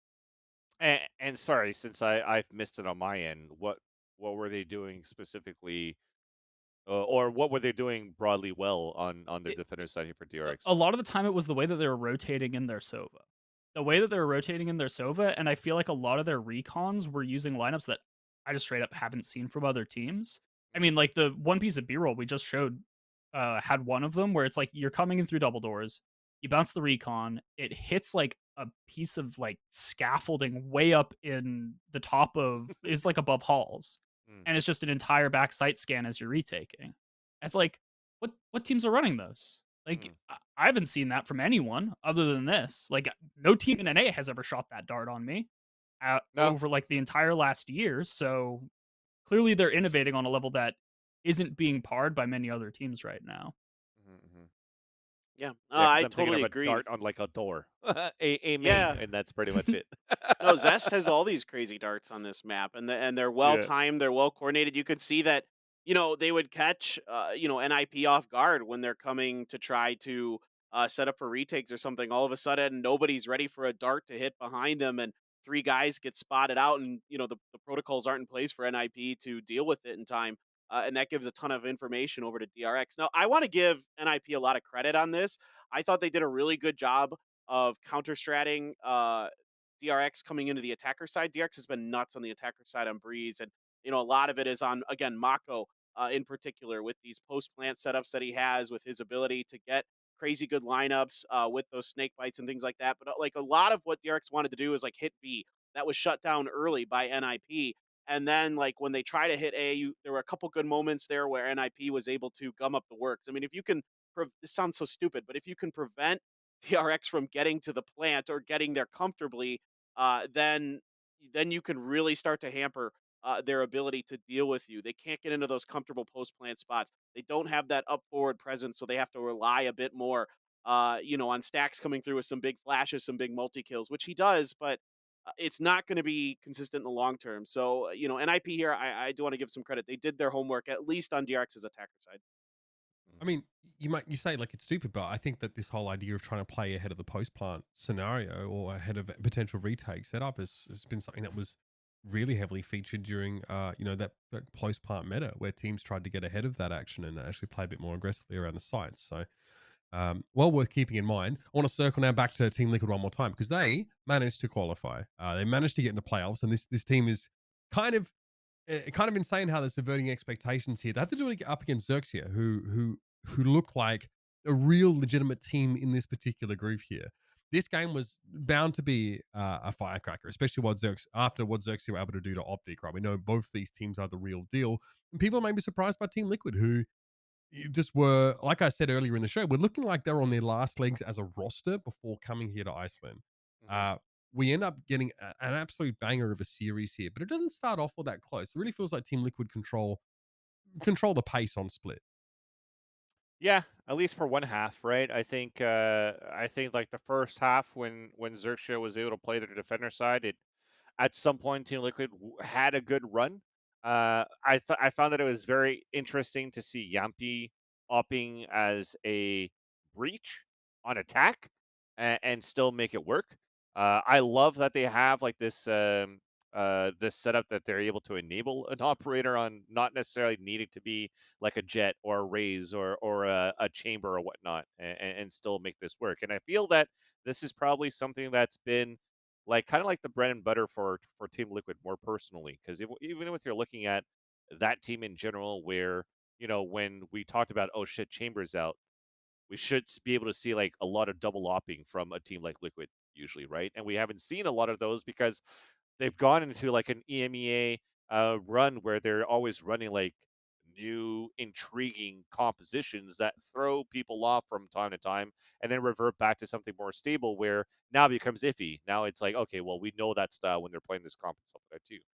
I love that they're able to pull that not only, I think, more specifically on the second map, I guess, when we're going to talk about that for a little bit more, but it definitely comes to show that Liquid does have something that that has consistency. And I think we were, at least me, I was a little bit being a little bit too hard on Team Liquid's performances in the past throughout the season before we got into Masters 1 just because of that and forget about how just good they are when they're able to pocket like double ops.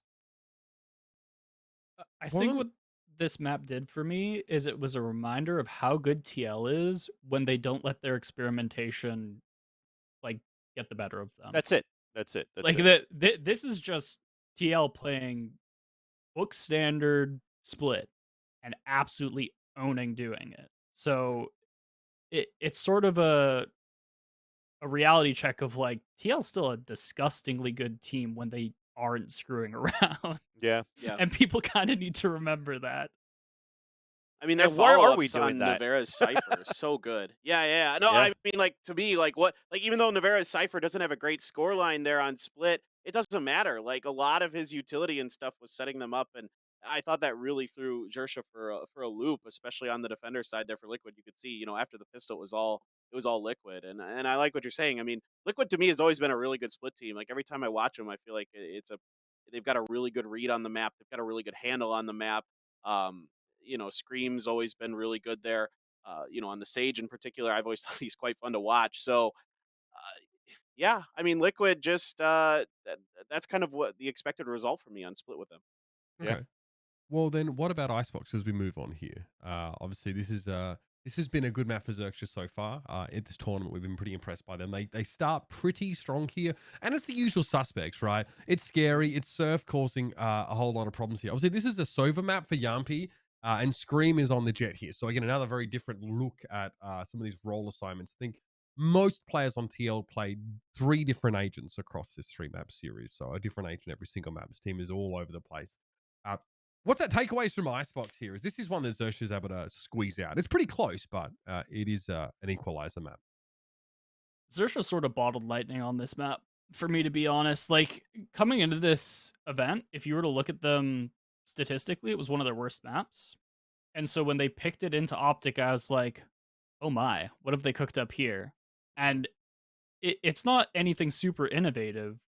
They're just playing like, ultimately, they're playing like Fnatic style champions Icebox.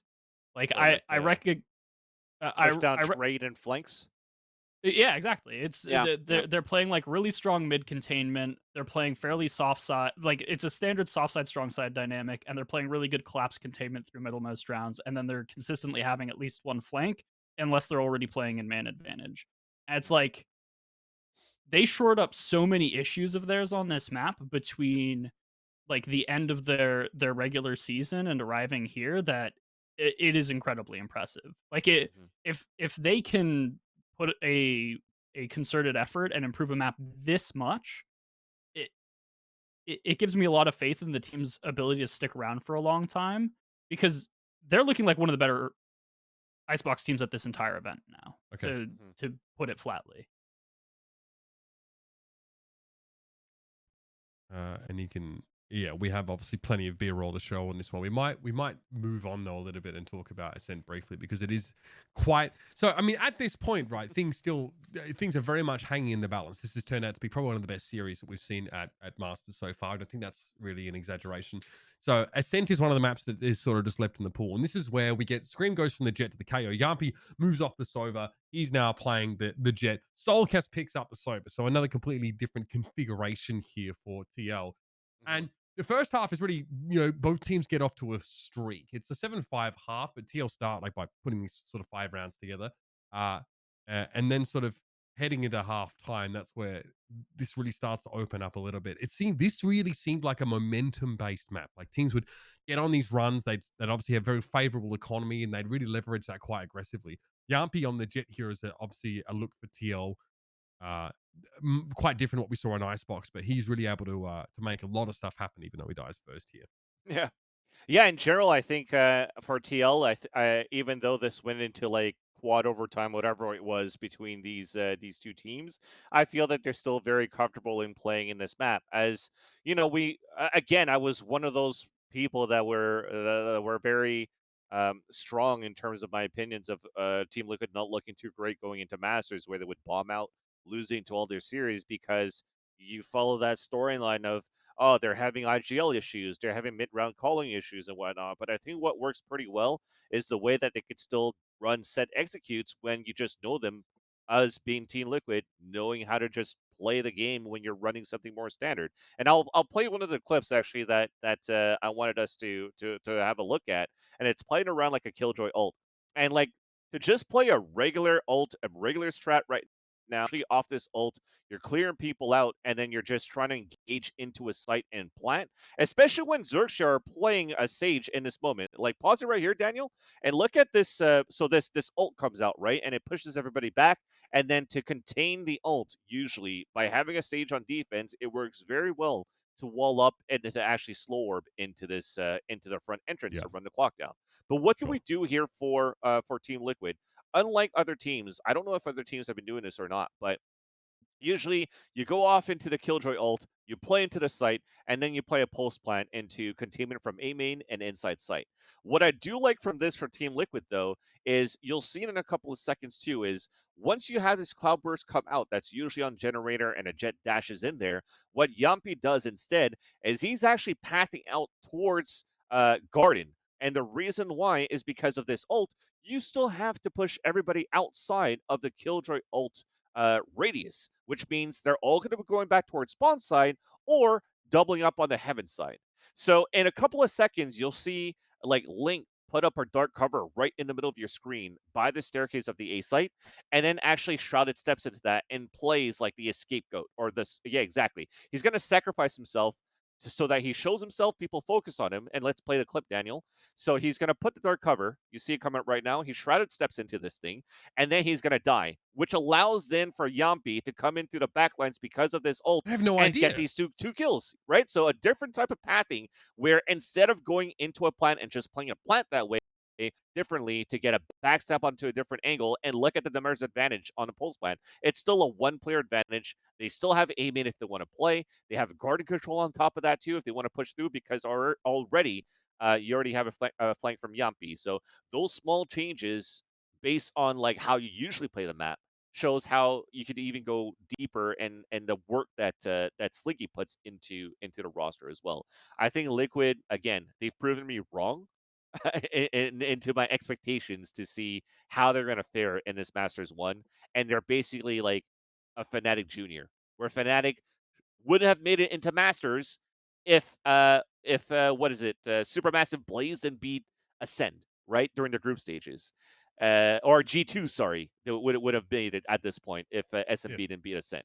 So now at this point, it's Liquid that made it through like sheer luck into the Masters, and they've taken full advantage of it and now qualified into the playoffs. I mean, that's tight timing on that clip that you showed though, because there's a player on like a ramp. Yeah, that just doesn't catch Yampi as he pushes and gets the double kill. Before that starts, the three players were actually all playing on catwalk with an open sight, because I think they were trying to look for a mid control if Liquid were going to run some sort of default on that mid side again. But when you call that ult and then you put the wall up in a slow orb at the A main, you already have to push away from the radius, and wanting to prevent and fight against Team Liquid's execution on the A site, they've actually rotated really quickly for Xerxia on the top of the A heaven side, because that is also the playstyle of Southeast Asia, where they'll play retake here and there, but they love to bring the fight to you, and catch you off guard in your executions. It's how you can punish not having the KO. You don't have the fragment there to displace the lockdown. So Yeah. it's really, really smart. Yeah. What do we learn here about Xerxia in terms of their weaknesses, though? Like, have we managed to expose anything about this team that can be exploitable further down the track? I thought they were great. I thought they made great changes throughout this. I think Team Liquid's just a little bit better. I mean, there's just a little bit more individual mechanical talent depth on Team Liquid. Like when I watched this, like I was so thoroughly impressed by both teams in the changes they made strategically round to round. And a lot of credit, to Link here taking over as the IGL now for Team Liquid. And Sliggy is the coach. Like as well as Xerxia Cruz here, just looking so smart throughout this entire thing. Maybe other than Split, but this was a really good battle between really two smart teams. I think it was just a bit of a skill diff. I mean, you saw some of those crazy plays that like Navura and Yampi had. Yampi on the Sova on Icebox really impressed me with his ability to lurk and kind of catch Xerxia completely off guard. So yeah, go ahead. And just to add, sorry, TL was really only able to beat Xerxia in the overtime rounds because they actually finally brought back the double op setup. So the double class cannon opt in overtime for the last few OTs. That was going to be my angle. Is do I think that this like exposes any cracks for Xerxia? only if you have a roster that can double up. Because legitimately, Xerxia wins this like 10 out of 10 times if TL can't double up. Okay. So there's your crack. If your team can double up against them, they're not used to having to play against that, and it got them here barely. That's the takeaway. And my little pinch of salt on top of that is their over-aggression and maybe like overheating from time to time, where yes, they're really good at like pinching down mid side on Icebox and trading off that point. But I think another plus factor from OpTic, for example, when they actually had Marv pop off and get these lurk plays on A side, is those beginning rounds where he's playing all the way on the top of spawn side of Icebox and just picking people off one by one when they're pushing down towards mid side was actually one of those key winning conditions that OpTic actually had in their favor. So if you understand the play style of Xerxia and you don't have like the utility to flash and peek and trade, but you can hold slower defaults and try to mitigate the hyper aggression of the early rounds, especially when it comes down to eco rounds. They'll be over aggressive for Xerxia. They could definitely be punished on that, and you don't get eco at that point. Yeah. Banger of a matchup either way, and are both of them still alive here. So curious to see what happens in that sort of lower bracket. Let's again have a look at the brackets here. Remind ourselves of sort of where we ended up sort of before today. That finally that OpTic game is underway, so we'll keep moving this along here. So Liquid get through, they win that one up against Xerxia, and then it's going to be Xerxia versus the winner of OpTic and Crew, which is currently going here. What do you guys think? Does it matter who Xerxia end up playing against? Do they get out here in this lower bracket? Is there a world where OpTic can sort of turn this around, or is it going to be Crew that gets out? There's 3 options here, boys. Yeah, man, this is really the group of death. I'm still giving it to OpTic. Okay. Even though they just lost Pistol, but it's all good, you know? It's all good. Man, good, hashtag copium. biased. NA copium. Well, we'll see. I think Xerxia making it out. That's my prediction. I'm Xerxia's doing it. Either way, I don't care who they face. Yeah, Xerxia looks to be making it out here, according to 2 of our analysts. Obviously, Vans, well, we know why his prediction is the way it is. I mean, okay, look, we've managed to cover what we've seen so far in Masters. Paperthin, thanks for coming on, especially the late hour, man. Appreciate you joining us here in the dead of night. Yeah, it's like I gotta go to bed early. I'll leave at some point, and then he stays for the whole segment.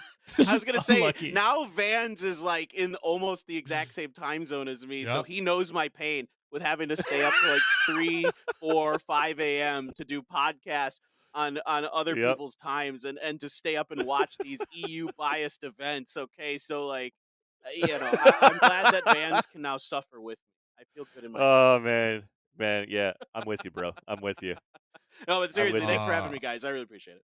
No worries, man. Yeah, all the best. We'll catch you soon, I'm sure. Thanks for coming. Love you, Clint. Take care, guys. Thanks, brother. Take care. Love you guys. Take care.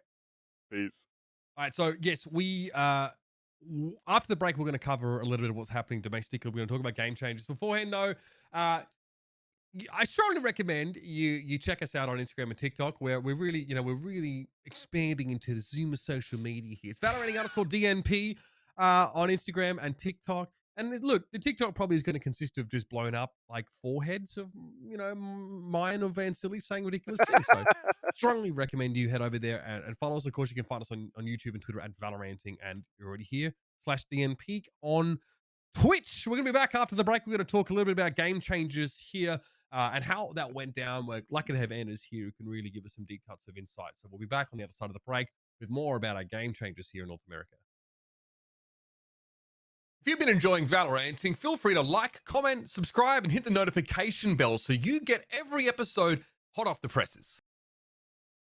Welcome back, everybody, to Valorant. Yes, I know we're on your second screen. Yes, I know you've got games to watch, but we have a valuable opportunity here to pick Anderzz's brain and talk a little bit about Game Changers Series 1 that's been happening over in North America, which has just wrapped up this last weekend or so. We're continuing to see competition get better and better over in the Game Changers scene, which is really promising, especially with a lot of coaches coming across and getting involved with many of these rosters. So here, remember, we had a Swiss stage. I think 3, 4, some teams play 4 rounds, I think, but if you went 3-0 in Swiss, you were pretty much locked here. Yep. I was like, 32 team Swiss, right? And the top 16 went into a double elimination bracket, double elimination round of 16. And then we managed to get the top 8 that went to a double elimination bracket as well. So a lot of opportunities for these teams to show what they're made of. And we ended up with only one quote unquote unsigned team, in this double elimination bracket. They unfortunately fall fairly quickly.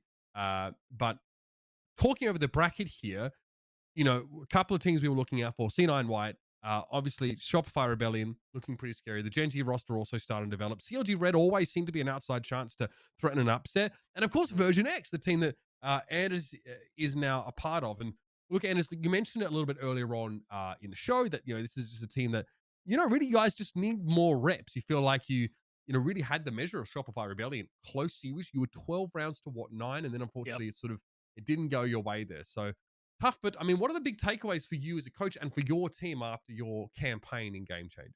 I think honestly, what it shows is that like any potential doubts that I or any of the players had shouldn't exist, because we've now proven that like we should have 2-0'd the second best team in Game Changers.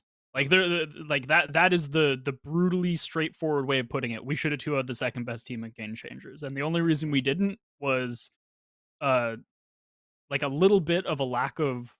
It's interesting because it's not even necessarily a lack of repetition that you would have gotten through normal practice, but it's a lack of like match day presence of mind where we can close out games that we should be closing out. And so, sorry, Anderzz. No, go ahead. I was just gonna say real quickly. I think it's one of those factors that even we say usually when you're like a brand new team or you're like a rookie team and you're like a tier 2 team, and let's say you're a tier 2 team and you're about to beat T1 or TSM, right? A team that's very beatable these days. You're almost there. You could almost close it, but you can't because you have that inexperience, because you're on that hype of like, holy shit, we could do it. But if you don't win that certain round by like 12-9 or 12-8, and then it becomes 12-10 suddenly, then 12-11, then it starts to go against you, because at certain points it's like, we should have closed it off earlier, or let's try to close it right now. Let's force buy into our round where we should have saved into a round later on. And those type of calls out of like excitement from time to time comes back and bites you in the ass too. It's funny you say that, because I actually made a fairly controversial call, which is I took a timeout while we were 11-9 and had strung I think five rounds straight, and people were like, "What the fuck is he doing? They have momentum. Why is he like canceling their momentum?" First off, I fundamentally disagree with the fact that a 60-second timeout is going to cancel a team's momentum. Yeah, and B, I was literally attempting to counteract exactly all the things that Vansilli just listed off. Like, I'm dealing with an immature team.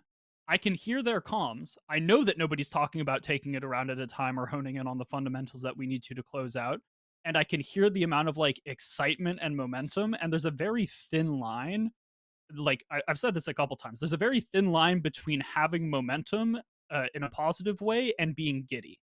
When you cross that line, you move from having a lot of like very favorable sort of power to push forward through rounds, and then get into the realm of getting ahead of yourself and making decisions based off of just like pure excitement that are objectively correct if you were thinking more clearly.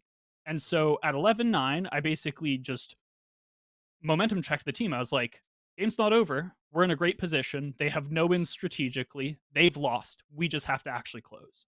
And so like I went over our ultimate economy, how we easily funnel to close out the game, how if we like convert on ultimates X and Y here, we'll have ultimate Z to get our 13th basically. And that was all we had to convert on to close out the game. We just had to make sure that we were playing our retake setups as retake setups, not giving them kills where we didn't need to give them kills, etc., etc. And the reason I took that timeout where I did and not once we had already lost momentum is because if I had taken that timeout when we were at 12-10 or when we were at 12-11 or when we were at 11-10 or 11-11, doesn't matter anymore. The resource equilibrium would have swung at that point, and there's nothing I can say in that timeout that's actually meaningful other than potentially mental resetting us. So me taking that timeout at the timing I did was the only realistic way to try and sort of check the team at the timing that I needed to check them, and still have it be meaningful from a more macro strategic perspective. Ultimately, it didn't work out anyway, and coincidentally, we lost to things that were exactly the stuff that I was bringing up in the timeout. But, again, inexperienced team, we sort of tackle those things. And in the future, I ideally don't have to take those timeouts. is something that I was sort of talking to Starlight or IGL about after the fact. Is in those situations, if I hear anyone on the team, especially the IGL, saying, all right, 12-9, 11-9, guys, these are our ultimates. It's an easy closeout. All we have to do is keep our heads in the right place, take it one round at a time. I don't take that tack. I have no reason to take that tack. Clearly, they're already checking themselves, so I have no reason to. But I wasn't hearing that, hence why I did what I did. And yeah, I mean, it's just a really interesting dynamic working with a team that has so little time under their belts, especially when it comes to matches. This is our first event together. 3 weeks of practice, first event, full stop. 2 new players. It's tough. It's tough, but it was a really good experience in that we now have all of the confidence in the world that as we work together over a longer period of time, there's no reason that we can't be a top team. Yeah, I agree. I think overall, Game Changers through every iterations always have like great competition, and I think the storylines are still pretty good to a point where you want to know who's going to topple off the number 1 seed, who's going to topple off the number 2 seed, who's going to topple off the number 3 and 4, because right now you're hitting a lot of C9 White, Shopify Rebellion, and then a mix between Dignitas or CLG Red as that top 4 for most Game Changers in North America. But for example, for you guys over at VersionX and even the unsigned team that you were talking about, Mitch, being Dart Monkeys, making it into top 8 right now, and actually, for example, taking a map out of CLG Red if you're Dart Monkeys, and you guys for VersionX almost beating it at number 2 seed if it wasn't for that happening, that's mishap over on the last round of Fracture, then you definitely do see that the competition is actually has scaled up quite dramatically into the North American scene for Game Changers. I thought that the Dart Monkey story was a pretty compelling one, just because there are less and less unsigned rosters now that are competing in Game Changers. A lot of teams are getting involved. We had a chance actually to get a great little interview. The interview itself actually was quite extensive. We don't have the time to show all of it here, but we've got a good snippet of it here with the coach of Dart Monkeys, who goes by the name of Zoe. And they basically sort of outlined a lot of their role in the coaching situation, where they're at with the team. So enjoy this here. A great little bit of content that Ian managed to collect for us.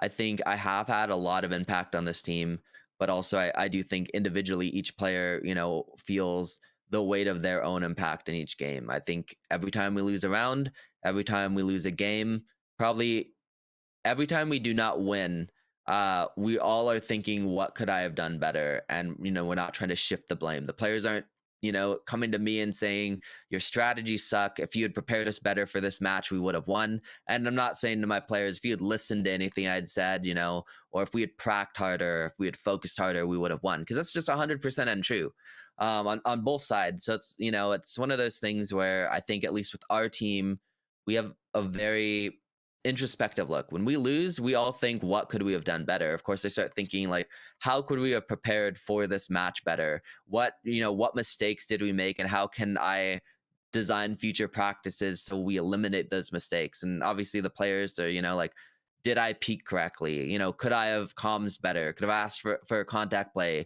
Why did I do this? Was a solo play? Did I need to make, this play? Was this just one where, like, sometimes it comes down to, like, you got to take that aggressive peek in a 4v5 and you just have to win the gunfight. If you lose a gunfight, we're going to lose the round, but, like, you can't not take that fight. You just have to win it. And if you don't, it just is what it is, but you didn't make a bad decision. They just hit the shot. So, you can look at it, at that stage. But as far as, like, what does a coach need to do? I think you need to have, like, an impact on the team in some aspect. Whether that be on, the mental of the players, whether that be in, shaping how the players view the game, or, giving them other viewpoints, even if it's not necessarily one that matches 100% what they think. I told you, Mitch, sometimes you got to click heads. True. No, I think it's fine. I think that element, listen, that element of Valorant will always be there, right? It's pervasive because it's, it really defines what the game is about, right? And I think that when we look at a lot of these matchups and try and decide sort of why a team won, that should be your first stop. And a lot of people are like, oh, like, this is just garbage. Like, people just saying, oh, just hit your shots. But it's step one. If teams can't compete on that level, then throw out all the rest of the fucking, the complex analysis, because it's not relevant. Yeah. Yeah. You know, so these two teams cannot, they do not match up on that fundamental level. So everything else, like, it doesn't come into play. There are strata you need to build on in order to, you know, sort of win in Valorant. If teams are, you know, relatively equivalent on that fundamental level. So fair enough. Great to hear, of course, from Zoe there as well, and a team that is fledgling, I guess, in their campaign, but, you know, really sounds like they've got mature heads on their shoulders. So I wish them obviously the very best of luck, and maybe they get signed in the future. They didn't go as far as they would have liked to, you know, in this double elimination bracket, but I like the format of Game Changers, guys, because it's given these teams a lot of opportunities to show Swiss, then double elim, then double elim. So a lot of games, a lot of chances for exposure. Yeah, obviously going up against CLG Red, not an easy task, and before that going up against TSMX. So, you know, there are no easy matches left in this, you know, this 8-team double elimination bracket, but they definitely managed to assert themselves well. And yeah, like I mentioned, obviously SK is comes from the Overwatch world, and they're a really dedicated FPS competitor. So it's good to see them here representing with this team. Yeah, man. I think the overarching story though, Hey, what's up, here, Clint? The disembodied think he's ghost of actually left Paperthin. Yeah, he's watching VCT. I think he hasn't left the VMix call, so he doesn't realize that we can still see him. So the overarching story though definitely feels like, you know, Cloud9 White is a team that we need to go and discuss a little bit more, because they don't drop maps. You know, they 2-0 CLG Red, they 2-0 TSMX, they 2-0 Shopify Rebellion, who are arguably like the second best team in this competition, and then they go in 3-0 Shopify Rebellion in the final. The gulf between Cloud9 White and the rest of the field still remains very expansive. Yeah. For now. It's almost like yeah, for now. So but still, even if it's for now, it's still like the TSM era, Yeah, or like the Sentinels when they're coming out too, where like it's so hard to find a team that gets close to them. Here's the argument that or not the argument, but the point I'm gonna make is we put up comparable score lines against C9 White both times that we played them. So that's a fun fact in and of itself. We had 4 losses this event. 2 of them were to C9, 1 of them was to Shopify, and then the last one was to Dig. The rank 1, rank 2, and rank 3 teams from this event. Huh. Yep. That's a little bit weird how that worked out, eh? While we watch this still from C9 White and Shopify Rebellion, I do want to talk about that matchup a little bit and get your thoughts on, you know, losing to Dignitas, because for me, when I casted a bit of the Game Changers too, and I was like, man, Dignitas, they really never change outside of the KO. Emily just plays KO all the time on every map. And I was like, at some point, one thing that was really well for this team is that they could frag out. But I feel that just like TSM, when you're always pigeonholing Wardell into a chamber, doing the same thing for Emily on KO seems to be, at some point, it has to be figured out.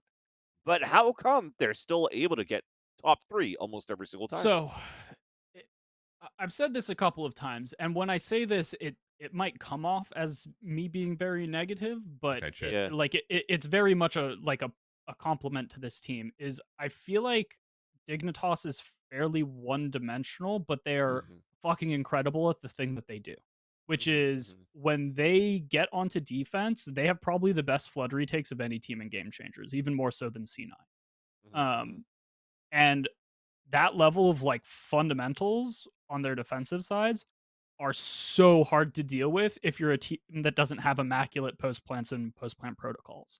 Like, you are just not going to beat them ever if you are not prepared for that, because they're so clean with them. And so like that's what it felt like we lost to the most, especially in the second or in the first map against them. We literally just couldn't get a post plant off. It felt legitimately impossible, and I think KO lends itself really well to that.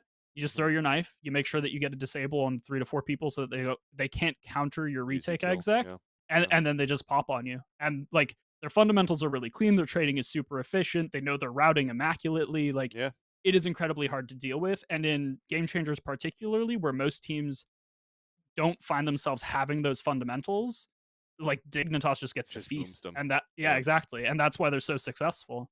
I think that given time, obviously my roster as well as numerous others could eventually have sort of their number because of that one dimensionality, but as it stands right now, I mean, clearly people struggle to deal with it. Does Cloud9 White have that same one dimensionality? No, I think that C9 White has. They're a lot more of a generalist team in that they're great at sort of everything. I don't think that they're phenomenal at anything, though. I think that they're vastly above average across the board. And the thing that they honestly get the most benefit from right now is that in terms of just raw firepower, you could take each of their 5 players and any one of them would probably become the top fragger, like highest power player on almost any other team in Game Changers. And so it's quite crazy that they have that much of an extreme concentration of just raw talent. I feel like the rate at which they moved on signing their roster gave them just incredible first mover advantage in terms of just the people that they've signed. And it's going to be hard to close that gap. I mean, a lot of these players, have pedigrees that extend far longer than, Valorant's lifespan as well, which, definitely feels like it gives them a leg up in their experience playing together in the past. I find it really interesting, like sort of describing this team as a really good generalist. Does that mean, in your opinion, that if you can craft a roster that is maybe excels in a couple of these axes, that you can craft a winning strategy against a team like Cloud9? And it already has with this current VersionX roster. They just need time, right? Yep. So, like, I mean, it's funny because, like, I crafted the VX roster to be very similar to the way that Fnatic functions in that, like, you have 3 incredible support players, a really good, like, overall macro strategist who's going to have not only like a baseline leadership skill set, but their strongest attribute is in their mid-round calling. They know how to make the macro calls inter-round, but most of that is going to be preset by the way that I design my playbook. Anyone should be able to say, we should be running this next round. I don't need an IGL to do that. What I need an IGL to do is make sure that everyone's doing what they need to and that they're following their protocols appropriately in the middle of the rounds. And so we've got 3 phenomenal support players. We've got an IGL with a great mid-round proclivity, and then we've got a star fragger that's just going to diff anyone. Mm-hmm. And so you take that team architecture and you can specialize into certain playstyle silos that I don't think C9 is going to be able to deal with in the longer run due to the fact that their team is like far more generalized and they don't necessarily have that caliber of support player in particular.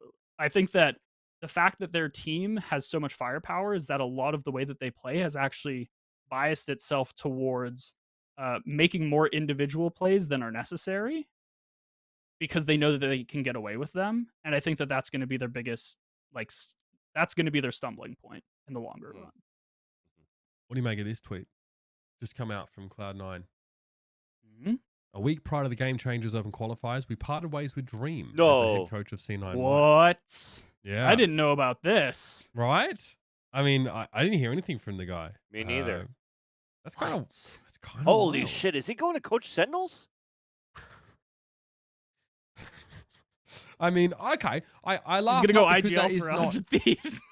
Oh my god! I laughed not because that's it's not because that's unreasonable, but obviously it's actually plausible. That's what I'm saying. Bit. It's because I mean, you have Cloud9, who's a 5-peat, right? We say 4-peat because they won 4 Game Changers in North America, but they also won for the Women's Summer Challengers event that when that's right. Valorant first came out, right? So it's a 5-peat. The Ignition been a series part of that. When they were magical, exactly. Yeah, exactly.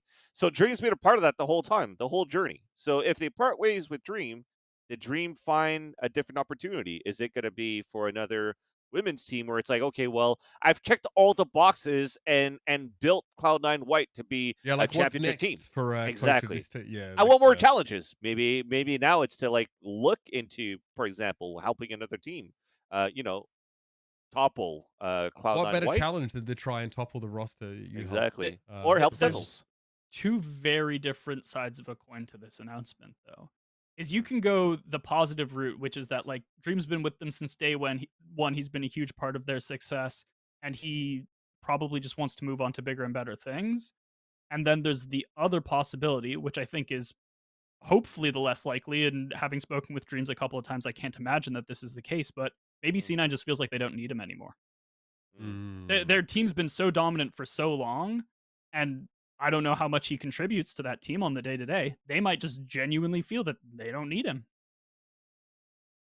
Talking about maybe teams not feeling like they need certain players, we also know that 100 Thieves are looking very different. Now, we knew that Sean and DDK were going to make some changes here, but it was recently announced, of course, that Hiko is going full content creator. I think it's sort of safe to say. It's a video here where sort of he talks about it. We discussed this pretty frankly, you know, if there were going to be wholesale serious changes made to this roster, that someone like Spencer could be on the firing line. What do you guys think about this? Sag. It's Fucking Sag. It's bittersweet because of like he's a day zero Valorant pro. He has been around since the beginning, and he has earned a lot of the respect that he has in the community. At the same time, though, this was going to happen. Yeah. Anyone that didn't see this coming, you're not paying attention. Because like this has been written in the runes for a year, if not longer, and it was just a question of like, how long can he hold on? And where you've got this big leadership change, you've got Sean coming in, you've got DDA coming in, they're going to be making the decisions where is Hiko really in a position to help this team win a world championship? Because I guarantee that is the only hurdle that is on DDK and Sean's mind. They're looking at a world championship, period. They're not looking at being top 3 in North America. They're not looking at being top 1 in North America. They're looking at being the best on the planet. Mm-hmm. And is Hiko ultimately going to be conducive of that level of performance?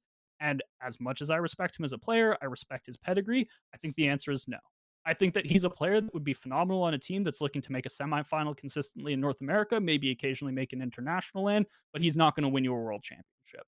And that's why they made the decision that they made. Not only that, but I'm sure that Hiko, like, he loves making content. It's obvious. The amount of time and effort that he puts into his streaming, this probably is going to feel far more natural to him than anyone, even him, might expect. And so I think it's the best of all worlds in that he's going to be able to continue doing something that he loves.